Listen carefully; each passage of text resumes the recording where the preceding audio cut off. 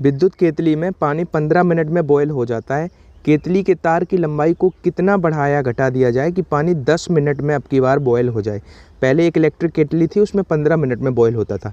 देखो, मैं आपको पहले बता दूं कि इसको आपको फास्ट कैसे करना है, फिर आपको ये भी बताऊंगा कि आप भी फास्ट कैसे कर पाओगे। हमने बस इन टाइमिंग को काट दिया। फ्रैक्शन 15 था, 5 से काटा तो 3 बार कटा, 5 से काटा तो 2 बार कटा। अब 3/2 आया तो किस फ्रैक्शन से गुणा होगा? 2/3 से। ए हमारा राइट आंसर। तो इतना ही फास्ट आप भी कर पाओगे अगर आप ध्यान से समझ लेते हो। आप एक बात बताओ, रेजिस्टेंस जो होता है वो क्या फॉर्मूला होता है उसका? रेजिस्टिविटी। समझने पर फोकस करोगे तो डेफिनेटली आप जल्दी कर पाओगे। क्या होता है? रेजिस्टिविटी लेंथ अपॉन एरिया, यानी कि वी कैन से कि रेजिस्टेंस जो होगा उसका वो लेंथ के डायरेक्टली प्रोपोर्शनल होगा। फर्स्ट थिंग तो ये। सेकेंड थिंग, आपको पता है कि हीट जो होगी वो क्या होगी? V²/R × T। ठीक है, यहाँ से अगर हम देखें तो यहाँ पे ये तो कोई दिया नहीं है कि घटा के बढ़ा, ये सभी चीज़ें कांस्टेंट हैं। ठीक है, तो हम देखें कि रेजिस्टेंस है, लेंथ घटने या बढ़ने से रेजिस्टेंस में फ़र्क पड़ेगा। तो रेजिस्टेंस डायरेक्टली प्रोपोर्शनल इस फॉर्मूले से हमें दिख रहा है टाइमिंग के। इस फॉर्मूले में रेजिस्टेंस इधर जाएगा तो वो डायरेक्टली प्रोपोर्शनल है टाइमिंग के। तो बस अगर रेजिस्टेंस डायरेक्टली प्रोपोर्शनल है टाइमिंग के तो रेजिस्टेंस हमने बताया था अभी लेंथ के डायरेक्टली प्रोपोर्शनल हो जा, तो लेंथ भी डायरेक्टली प्रोपोर्शनल होगी टी के। बस हमें इसी चीज़ से मतलब है और इसी से हमने फास्ट कर दिया था। इस तरह का केतली का एक इलेक्ट्रिक केतली है, उसका क्वेश्चन हमेशा आएगा। तो आप क्या करना है, आप दिमाग में रखो कि एल जो है उसकी लेंथ जो है वो डायरेक्टली प्रोपोर्शनल होगी टी के, क्योंकि रेजिस्टेंस डायरेक्टली टी के होता है तो एल भी होगी। अब देखो, रेजिस्टेंस अगर एल डायरेक्टली प्रोपोर्शनल है तो L1/L2 मतलब 15/10। इसको T1/T2, ये हमने T1 का टाइमिंग लिख दिया, समय लेने का पहले 15 लेता था अब 10 ले रहा है। और इधर लेंथ का रेशियो लिख दो। लेंथ का पहले हम L1 मान लेते हैं, फिर L2 हो गई होगी। अब जब इसे कट करोगे तो ये 3 बार कट जाएगा, ये 2 बार कट जाएगा। तो जो L2 होगी क्रॉस मल्टीप्लाई करोगे तो L2 जो मिलेगी वो कितने मिलेगी? 2L1/3 मिलेगी, यानी कि L1 का कितना गुणा से बढ़ गई? 2/3 से। और मैं आपको बताऊं, ये जो क्वेश्चन है ये ज़रूर बहुत बार आता है और ऐसे भी इसको पूछा जा सकता है कि एक विद्युत केतली थी जिसमें पानी 15 मिनट में बॉयल होता था। अब की बार वायर की लेंथ को कितना कर दिया गया? 2/3 कट दिया गया। तो पूछेगा अब पानी कितने मिनट में बॉयल होगा। यह जरूरी नहीं है यही फैक्टर हो, कोई और फैक्टर भी हो सकता है। कुल मिला के आपको हमेशा ध्यान ये रखना है कि जो टाइमिंग का रेशियो आप लिखोगे वही उसकी लेंथ का रेशियो लिख दोगे। ठीक है, उस वायर की जो लेंथ होगी उसी रेशियो में टाइमिंग के रेशियो को स्प्लिट करके और आप इजीली कर पाओगे। ठीक है, चलते हैं नेक्स्ट क्वेश्चन पे। अब देखो, ये क्वेश्चन भी बहुत आते हैं। ये सेकंड और जो थर्ड क्वेश्चन है, आज के क्वेश्चन सभी इजी हैं। और एक बात और बताऊं कि अगर देखो जिस हिसाब से रैली हुई अभी, उसका जो पेपर आया लड़कों ने बताया है, अगर उस लेवल का पेपर आएगा तो उसी लेवल के क्वेश्चन आज मैंने लिए हैं। और अगर आप देखो हाई लेवल पढ़ के इतना वो भी मत हो जाना कि ईजी क्वेश्चन ना कर पाओ। आज के क्वेश्चन सभी हो जाने चाहिए। ठीक है, हर बच्चे से, लक्ष्य एयरफोर्स से जो भी पढ़ता है। किसी कंडक्टर वायर की जो लेंथ है, ठीक है, वो 50% इंक्रीज कर दी जाए। कितनी बढ़ा दी जाए? 50%। तो रेजिस्टेंस में कितना परसेंटेज होगा? सेकंड क्वेश्चन इसी के साथ करेंगे कि किसी कंडक्टर वायर की लेंथ जो है वो 100% बढ़ा दी जाए तो फिर रेजिस्टेंस में कितना इंक्रीज होगा। इन दोनों क्वेश्चन में अगर कोई भी क्वेश्चन आ जाए, अगर यहाँ पे कोई कुछ भी परसेंटेज हो, सपोज 10% भी हो, कुछ भी हो, पहले मैं आपको बताऊँ आपको कैसे करना है, फिर आपको बताऊँगा कि उसका लॉजिक। सबसे पहले आपने जो लेंथ का, वायर की लेंथ का परसेंटेज होगा वो उठाया। ठीक है, एक फॉर्मूले में रख दिया x + y + xy/100, जहाँ पे x और y की वैल्यू वही होंगी जो वो परसेंटेज होगी। अब जैसे ऊपर वाले सवाल में 50 था तो यहाँ पे रखो 50 + y का मान भी 50 + x का मान 50, y का मान 50। इसको आप जल्दी कर लोगे, मैं करवा रहा हूँ इसलिए टाइम लग रहा है। इतना परसेंट आंसर, 2 जीरो से 2 जीरो कट गए, ये 50 100 हो गया और ये 25, तो 125 इस सवाल का आंसर आ गया पहले का। जब इसको हम दूसरे वाले में रखते तो 100 रखते यहाँ पे, तो 100 + 100 + 100 × 100, 100 × 100/100, तो 100 ये कट गया। अब 100 200 और ये 100 300, तो इस सवाल का 300 राइट आंसर हो गया। आप कहोगे सर आप हर सवाल में ऐसे कैसे पता चलेगा कि कौन से वाले में x + y + xy/100 इम्प्लीमेंट कर सकते हैं, कौन से वाले में नहीं कर सकते हैं। इस पूरी फिजिक्स में जहाँ भी आपको डायरेक्टली प्रोपोर्शनल का रिलेशन मिल जाए स्क्वायर के, जैसे काइनेटिक एनर्जी आपको मिली थी p² के डायरेक्टली प्रोपोर्शनल मिली थी, सिमिलरली आपको फ्रिक्वेंसी का स्क्वायर मिला था डायरेक्टली प्रोपोर्शनल आवर्तकाल के, या इस सवाल में ये कैसे? क्योंकि सर जब आप लंबाई को किसी वायर की स्ट्रेच्ड करके n गुना करते हैं तो नया रेजिस्टेंस जो है वो n² गुना हो जाता है। ये सवाल भी बहुत बनते हैं कि किसी चालक तार को खींचकर उसका प्रतिरोध लंबाई उसकी हमने 4 गुनी कर दी तो प्रतिरोध कितने गुना हो जाएगा? 4 का स्क्वायर यानी कि 16 गुना हो जाएगा। यह सवाल में पहले प्रतिरोध दिया गया था 80, उसने कहा इनिशियली रेजिस्टेंस था 80, अब उसकी लेंथ को हमने 5 गुना कर दिया, स्ट्रेच करके, तो अब उसका नया प्रतिरोध कितना होगा, 5 गुना करने का मतलब अब प्रतिरोध 25 गुना होगा, तो 25 का गुणा कर देंगे 80 में, वही मेरा आंसर हो जाएगा। तो मैं बताना क्या चाह रहा हूँ, फिजिक्स में जहाँ भी स्क्वायर का डायरेक्टली प्रोपोर्शनल का हमें रिलेशन मिल जाए और परसेंटेज चेंज की बात करी जाए, जैसे इसी सवाल में कहता कि किसी उसका जो संवेग है वो 50% बढ़ा दिया जाए तो गतिज ऊर्जा में कितना परिवर्तन होगा, तो इसमें संवेग में 50 का है तो बस वही फॉर्मूला लगा दो, x + y + xy/100। अगर विद्युत धारा के मान में 20% का डिक्रीज हो जाए, ठीक है, इलेक्ट्रिक करंट, तो फिर विद्युत द्वारा किया गया प्रतिशत परिवर्तन, देखो पूरा सही से टाइप नहीं है लेकिन मैं आपको बता दूं ये क्वेश्चन कितने तरीक़ों से आ सकता है। एक तो कहेगा अगर करंट में 20% या कुछ भी परसेंट का डिक्रीज हुआ है तो उसका इल्यूमिनेंस में कितना चेंज होगा, ठीक है। चाहे ऐसे क्वेश्चन आ जाए पावर का, जैसे इसमें पूछा गया है तो विद्युत द्वारा, तो उसमें कि पावर में कितना चेंज आएगा, तो आपको पता है कि P क्या होता है, डायरेक्टली प्रोपोर्शनल होता है I²R, ठीक है। अगर हम देखें हमें स्क्वायर का रिलेशन मिल गया, लेकिन स्क्वायर का रिलेशन मिलने के बाद भी इसको इम्प्लीमेंट करना पाना दो अलग चीज़ें हैं। मान लो यहाँ पे अगर 44% भी ऑप्शन होता तो लड़का क्या करेगा, उसको आदत हो गई है x + y + xy/100, उसने रखा 20 + 20 40 और 20 का गुणा करेंगे, 2 जीरो खत्म हो जाएंगे, 4 इधर बचेगा, 44 क्लिक कर देगा। नहीं, आपको पता हो कि वहाँ पे इंक्रीज हुआ है कि डिक्रीज हुआ है। जैसे हमने जो फॉर्मूला बताया था x + y + xy/100, तो इसमें जो यहाँ पे था वो इंक्रीज के लिए था, डिक्रीज है तो वहाँ पे फॉर्मूला सेम है, जैसे संवेग और गतिज ऊर्जा का ही हो। जैसे वो कहे संवेग 20% से डिक्रीज हुआ है, तो डिक्रीज का मतलब वहाँ पे नेगेटिव चिन्ह रखना है। जैसे 20% की कमी हुई है तो -20 गुणा -20/100 ऐसे करना है। सिमिलरली जो पिछले 2 क्वेश्चन कराए हैं प्रतिरोध वाले, अगर उसमें घटता तो फिर स्ट्रेच करके कभी वायर का लेंथ घट नहीं सकता है, बाकी अगर ऐसा घटने का क्वेश्चन आएगा तो नेगेटिव लगाएंगे। बहुत जगह ऐसी चीज़ें हो सकती हैं, जैसे -20 और -20 -40 हुआ।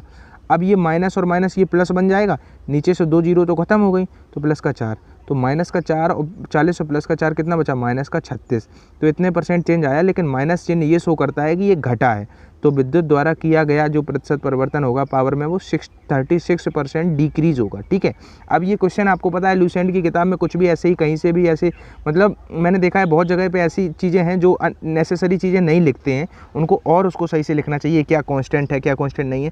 बाकी मैं आपको एश्योर करा रहा हूँ कि अगर ये क्वेश्चन आपके एग्जाम में आएगा तो आपको पूरा डिसिप्लिन मैनर में पूरा लिखा हुआ मिलेगा कि क्या यहाँ पे कांस्टेंट है क्या नहीं है। किसी वस्तु और उत्तल लेंस से बना उसका इमेज, उसके बीच की जो डिस्टेंस है वो कितनी है, 4f है। तो जो प्रतिबिंब होगा उसका जो आवर्धन होगा यानी कि मैग्नीफाइंग पावर होगी वो कितना होगी, 1 या 1 से अधिक या 1 से कम। तो देखो बहुत स्पेशल क्वेश्चन है, स्पेशल केस है कन्वेक्स लेंस के लिए। अगर आप जो है वस्तु को यहाँ पे मैं f मान लेता हूँ और यहाँ पे एक बार मैं फ्लाइट मोड लगा लूँ, यहाँ पे मैं 2f मान लूँ अगर, और इधर यहाँ पे f और यहाँ पे 2f मानूँ, तो आपको पता है कि अगर आप ऐसे क्वेश्चन भी पूछा जा सकता है कि कॉन्वेक्स लेंस में अगर उसका जो है डिस्टेंस है, मिनिमम डिस्टेंस कितना होना चाहिए वस्तु और प्रतिबिंब के बीच में, कि उसका जो प्रतिबिंब है वो रियल बने, इन्वर्टेड बने और वस्तु की ही लंबाई का बने।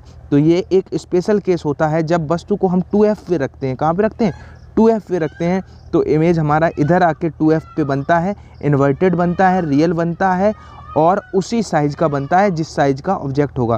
तो ये डिस्टेंस कितनी हो जाएगी, f और इधर f, तो 2f कितनी हो जाएगी, 4f हो जाएगी। तो ये वही स्पेशल केस है। अब मैं इसको आगे नहीं बताऊंगा क्योंकि आवर्धन क्षमता क्या होता है अब ऑब्वियसली आपको पता है, मैंने आपको पूरा समझा दिया कि वस्तु की लंबाई का उतना ही बड़ा और क्या कहते हैं इधर। अब कैसे आप समझने की कोशिश करो, क्यों मिनिमम डिस्टेंस क्यों 4f होनी चाहिए, क्योंकि जैसे ही मान लो यहाँ पे रखा है और हम अगर इधर इसको खिसकाएंगे स्लाइटली, तो फिर इसका जो ऑब्जेक्ट का मूवमेंट का रेट होगा वो बहुत तेज़ी से बढ़ेगा, क्योंकि तभी तो f पे रखते हैं, तभी तो अनंत पे बनता है जाके। अगर इधर हम ऑब्जेक्ट को थोड़ा सा स्लाइटली अगर हम थोड़ा मूवमेंट कराएंगे तो जो ऑब्जेक्ट है वो बहुत तेज़ी से यहाँ बढ़ रहा होगा। क्यों, क्योंकि फोकस पे आने के बाद हमारा कहाँ पे बनता है, जाके अनंत पे बन जाता है। और अगर इधर हम थोड़ा कोशिश करें कि इधर रखने का, वस्तु को इधर रखने का कोशिश करते हैं, तो आपको पता है इधर आने के बाद इधर रेट इसका वस्तु का बढ़ेगा, क्योंकि इधर जब अनंत पे रखेंगे जाके हम वस्तु को, तभी तो वो फोकस पे बनेगा के। और एक वो जो है वर्चुअल भी बनता है, जब हम अगर फोकस और यहाँ पे पोल के बीच में कहीं रखेंगे तो फिर वो क्या करेगा, वो इधर ही बनेगा, वो वर्चुअल बनेगा। रियल के लिए एक क्वेश्चन पूछा जाएगा कि कॉन्वेक्स लेंस से रियल बनाना है और उतनी ही लंबाई का बनाना है, तो उसके लिए बीच की दूरी मिनिमम कितनी होनी चाहिए, तो मिनिमम 4F कर देना, ठीक है। और इसका मैं एक्सपेक्ट अब आपसे कर रहा हूँ कि अब आप आंसर इसका बताओगे। आवर्त गति करते हुए किसी कण का डिस्प्लेसमेंट 4 सेंटीमीटर, एक्सेलरेशन π²/4 सेंटीमीटर पर सेकंड है, तो कण का जो टाइम पीरियड है वो क्या होगा। तो देखो, इस क्वेश्चन से करने से पहले कल के क्वेश्चन में हमसे एक गलती हुई है। गलती किसी क्वेश्चन में नहीं हुई थी, जो हमने एडिशनल इन्फॉर्मेशन दी थी उसमें थोड़ा हमें करेक्शन कराना है। वैसे हमने कम्युनिटी के थ्रू एक क्वेश्चन करा दिया है उससे रिलेटेड, कि अगर हमारा सरल आवर्त गति में विस्थापन अगर आयाम का आधा हो, यानी कि जो डिस्प्लेसमेंट है वो अगर आयाम का आधा हो, तो फिर दो कंडीशन, दो चीज़ें हमने लिखवाई थी। जो आपका काइनेटिक एनर्जी होगा, काइनेटिक एनर्जी जो होगा वो 3/4 होगा टोटल एनर्जी का, ठीक है, यानी कि 75% होगा टोटल एनर्जी का। और जो पोटेंशियल एनर्जी होगा वो 25% होगा टोटल एनर्जी का। E/4 होता है, मैंने यहाँ E/2 करवा दिया था कल के वीडियो में, आप देख लेना। ये दो चीज़ें, इनसे डायरेक्ट क्वेश्चन बनेंगे। अगर आपका जो डिस्प्लेसमेंट है वो आयाम का आधा है, एम्पलीट्यूड का हाफ है, तो काइनेटिक एनर्जी जो होगी सरल आवर्त गति में, याद रखना इस चीज़ को, वो 3/4E होगी। टोटल एनर्जी का 3/4 होगी। इसी को परसेंटेज के रूप में लिखें तो 25% रह जाएगी गतिज ऊर्जा। और अगर स्थितिज ऊर्जा की बात करेंगे, पोटेंशियल एनर्जी की, तो वो कुल ऊर्जा का 1/4 रह जाती है, यानी कि 25% रह जाती है। में देख लेते हैं। देखो, डिस्प्लेसमेंट दिया है और एक्सेलरेशन दिया है। एक्सेलरेशन और डिस्प्लेसमेंट में क्या रिलेशन होता है, -का ω²y। अब देखो कर लो। अब हमारा क्या है कि एक्सेलरेशन है कितना, π²/4, तो यहाँ पे हमने π²/4 लिखा। और y भी इधर आएगा, यानी कि डिस्प्लेसमेंट कितना है 4 सेंटीमीटर, ये भी इधर आ गया। तो चलो, क्योंकि ये भी सेंटीमीटर पर सेकंड था, ये भी सेंटीमीटर, इसलिए हमने चेंज नहीं किया, तो ये हमारा ω² आएगा। तो यहाँ से अगर ओमेगा निकालेंगे तो ओमेगा हमारा कितना आएगा, स्क्वायर अगर इतना था तो वो π/4 आ जाएगा। और ओमेगा होता क्या है, 2π/t होता है, 2π/t। तो पाई से पाई कट गया, तो t का मान निकालेंगे तो 8 सेकेंड आ जाएगा, ठीक है। नेक्स्ट क्वेश्चन है, उसमें देखो E = mc² से कर लेंगे। जो संचित ऊर्जा क्या हो जाएगी, जल्दबाजी में मत करना, ये m/c² है, ये m²c है, ये c², ये mc², यानी कि डी राइट आंसर। कौन सा सेमीकंडक्टर है। अब देखो, अब क्योंकि यार मुझे एक दो क्वेश्चन, जैसे मुझे ये क्वेश्चन बताना था तो ये क्वेश्चन भी लेना मेरे मजबूरी है। बाकी ये क्वेश्चन तो आप लोग कर पा रहे हो कि सेमीकंडक्टर आपको पता है जर्मेनियम। और सेमीकंडक्टर से दो तरह के क्वेश्चन आप और याद रखना, एन टाइप होता है, एक पी टाइप होता है। एन टाइप में जो मेजर होते हैं, मेन होते हैं, बहुसंख्यक होते हैं, वो इलेक्ट्रॉन्स होते हैं, और अल्पसंख्यक होते हैं, होल्स होते हैं। और पी टाइप में जो मेन होते हैं, बहुसंख्यक होते हैं, वो होल्स होते हैं, और अल्पसंख्यक होते हैं, वो इलेक्ट्रॉन होते हैं। इनमें पंच संयोजी वाला अपद्रव्य मिलाते हैं, इम्प्योरिटीज़ मिलाते हैं, इनमें त्रिसंयोजी वाला मिलाते हैं, ठीक है। तो इस तरह के क्वेश्चन सेमीकंडक्टर का टेम्परेचर अगर बढ़ाओगे तो रेजिस्टेंस घटेगा।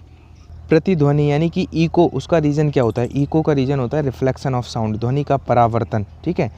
और अब टोटल इंटरनल रिफ्लेक्शन, परावर्तन से मुझे पूर्ण आंतरिक परावर्तन भी याद आ रहा है। जैसे आपको उदाहरण दे जाएंगे, जैसे रेगिस्तान में जो मारीचिका होती है उसका चमकना, ठीक है, या ऑप्टिकल फाइबर होता है, ऑप्टिकल प्रकाशिक तंतु। टोटल इंटरनल रिफ्लेक्शन के लिए एक चीज़ आप याद रखना कि पूर्ण आंतरिक परावर्तन तभी संभव है जब प्रकाश जो है सघन से, डेंस से रेयर में जा रहा हो, विरल माध्यम में जा रहा हो। कंडीशन 4 ऑप्शन हो सकते हैं। पूर्ण आंतरिक परावर्तन संभव है जब प्रकाश जा रहा है। ऑप्शन होगा वायु से कांच में, कांच से जल में, कांच से हीरे में। तो देख लेना, हमेशा जो डेंसर से रेयरर में जाएगा लाइट, तभी टोटल इंटरनल रिफ्लेक्शन पॉसिबल होगा। और डेंसर रेयरर आपको पता ही होगा, जिसकी डेंसिटी ज़्यादा है वो सघन माध्यम है, जिसकी कम है वो विरल है। जैसे कांच और वायु की बात करें तो कांच सघन होता है वायु में। अगर एक ऑप्शन ऐसा हो कि प्रकाश वायु से कांच में जा रहा है, तब टोटल इंटरनल रिफ्लेक्शन नहीं होगा। जब कांच से वायु में जाएगा तभी हो सकता है, ठीक है। और ये तो आपको पता ही होगा, जब सघन से विरल में जाता है, जब डेंसर से रेयरर में जाता है तो वो अभिलंब से दूर हट जाती है, और अगर रेयरर से डेंसर में जाता है तो अभिलंब की तरफ झुक जाती है। इन पे भी कई बार क्वेश्चन बने हैं। 1 ओम प्रतिरोध वाले तार की लंबाई को खींचकर 2 गुना कर दिया जाए तो उसका प्रतिरोध होगा। देखो, कभी कभी आपको रियलाइज़ होता होगा कि आज सर ने क्वेश्चंस भी बिल्कुल ऐसे ही नॉर्मल करा दिए और कुछ ज़्यादा सीखने को नहीं मिला। सीखने को तो हर वीडियो में कुछ ना कुछ मिलेगा, तो उसका रीज़न मैं बताना नहीं चाह रहा था आप लोगों को। मुझे 2-3 दिन से फीवर आ रहा है, और ये लॉकडाउन में मुझे तीसरी बार ऐसा है मेरे साथ कि मुझे फीवर आ रहा है। तो यार मैं खुद मतलब बहुत प्रॉब्लम्स फेस कर रहा हूँ इन दिनों, तो इसलिए मतलब कुछ सोचता हूँ कुछ होने लगता है, ठीक है। अपने भी एग्ज़ाम्स और आपकी भी प्रिपरेशन कराना, तो ऐसे ही मतलब एक आपका ब्रेक ना हो, इसलिए मैं ऐसे ही लुसेंट की किताब से मैंने आज ऐसे ही प्रैक्टिस सेट एक बहुत पुराना रखा था, तो उससे 4-5 क्वेश्चन ले लिए कि आपको कुछ ना कुछ सीखने को मिल जाए। मेरा क्योंकि 10-5 मिनट से ज़्यादा मैं बैठ नहीं पा रहा हूँ 2 दिन से, तो अभी क्या है कि ये 5-10 मिनट में ऐसे ही मैं कुछ भी करा देता हूँ। तो इसमें आप ऑफेंस मत होने लगना कि ऐसे क्वेश्चन करा रहे हो, ये करा रहे हो, वो करा रहे हो। चैनल पर बहुत सारा कंटेंट अवेलेबल है, अगर प्लेलिस्ट अच्छे से आप विजिट कर लोगे तो बहुत अच्छे मार्क्स आएंगे फिजिक्स में, ये मैं आपसे प्रॉमिस कर रहा हूँ, ठीक है। अगर मैंने बताया था कि रेजिस्टेंस जो है जो आर डैश हो जाता है, जब वो इस खींच के कई गुना करा जाएगा तो वो एन जितने गुना करा जाएगा उसका स्क्वायर के टाइम्स हो जाएगा इनिशियल का, ठीक है। तो अगर खींच के 2 गुना करा गया है तो यहाँ पे 2 का वर्ग करेंगे तो 4 गुना प्रतिरोध हो जाएगा। कितने गुना हो जाएगा? 4 गुना हो जाएगा। आई होप आप मेरी प्रॉब्लम्स समझोगे और इस तरह के वो कमेंट मत करना कि ये बहुत ईजी क्वेश्चन थे या ये था वो था। मुझे सब पता है ये कैसे क्वेश्चन थे, क्या था। मैंने बाकी आपके लेवल के क्वेश्चन भी कराए हैं, तो सब कुछ ज़रूरी होता है, हर चीज़ मेंटेन करनी पड़ती है।